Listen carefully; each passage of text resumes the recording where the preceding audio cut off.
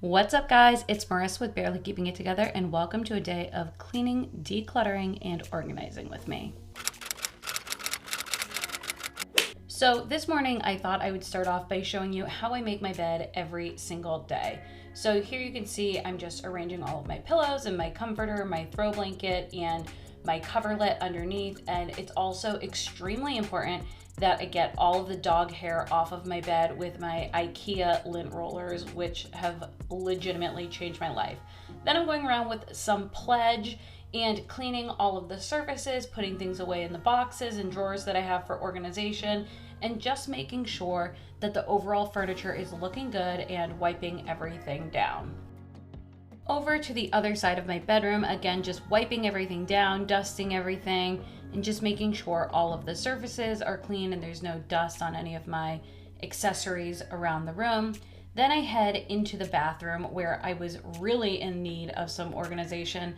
I had allowed for a lot of clutter to get set up on this desk, so I cleaned everything off, organized everything, and headed into my closet to hang up some of my laundry. This summer, I've kept the closet organized by keeping the shirts that I wear most often in the front because I'm constantly washing and rehanging those pieces, whereas some of the more formal or warmer options that I don't wear as often, I've been keeping a little bit further back. After some grocery shopping, it was time to deal with the pantry, which has become a mess over time.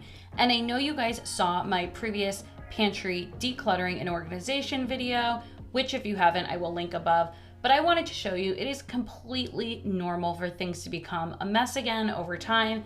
That was maybe 3 or 6 months ago. And the pantry has kept its general use, but it had become a mess again, and it was time to organize everything all over again, reusing the systems I had already set up. So the first thing was to do obvious things like open up the paper towels and put them in the basket for paper towels, and then sort of see where all of the overflow was and make strategic decisions from there. The first step I took was to bring in my antiseptic wipes and just wipe down all of the surfaces. Over time, there's grease and grime and dirt and sort of, I don't know, parts of pastries and produce that sort of get all over. So here you can see I'm wiping down the walls, I'm wiping down the shelves, I'm just getting everything really, really clean. At this point, I didn't know that I was eventually just gonna empty everything on this left side of the pantry out. But then I realized, no, I kind of gotta start over on this side. So I took out all of the baskets on the left side of the pantry so that I was able to rearrange and clean as effectively as possible.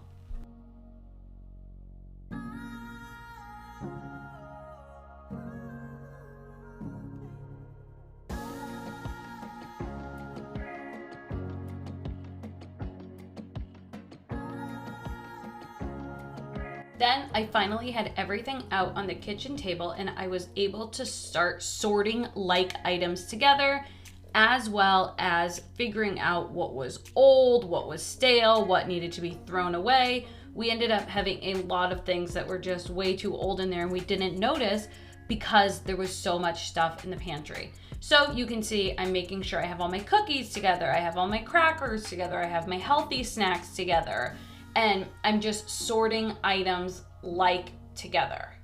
I really, really hate food waste, and when the pantry is overcrowded, overstuffed, and disorganized, it is very easy to get into a cycle of food waste because you don't know what you already have, and therefore you overbuy, or you don't see things and therefore you buy, double up of a lot of items. So by organizing the pantry in a way that we can see all of our like items together, it allows us to eliminate food waste in the future. So yes, it does pain me here to see myself throw away food that could have gone eaten.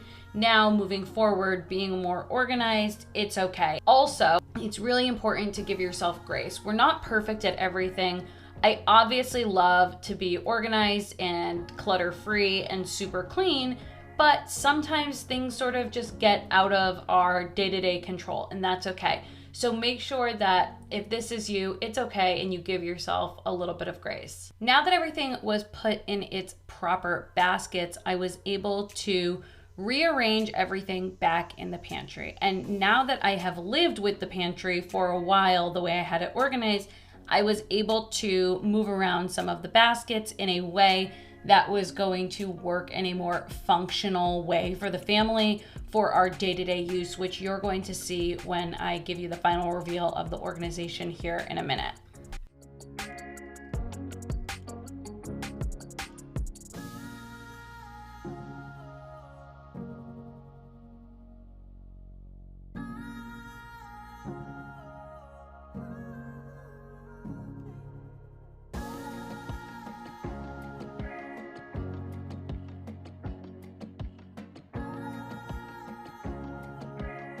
Okay, here is the final reveal of how the pantry reorganization and decluttering went. I have all of my snacks still on the same area, but I did make it so healthier snacks were easier to grab, more sugary or unhealthy snacks were harder to grab. And then on the bottom right here, I made an entire section that is safe for my 2.5-year-old nephew to grab. So whether that is dried fruits and nuts or his healthy granola bars and fruit snack things, he can grab those right away. Another change is where there used to be bread, we now have all of our cookbooks for easy access while in the kitchen. Overall, the pantry is very similar to how it was, but it's definitely more functional for our family's day-to-day use, and we have easier access to healthy things, and my young nephew is able to grab his own snacks by himself without the help of an adult. So we are quite happy with the way it came out, and we've been keeping it up really well.